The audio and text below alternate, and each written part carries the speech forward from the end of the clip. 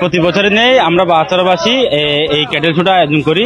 আমরা গত বছর ছোট পরিসরে করেছিলাম, এবছর মোটামুটি একটি বড় বলা যায়, এটা বড় না মাঝারি টাইপের করে আমরা এই আয়োজনটা করেছি।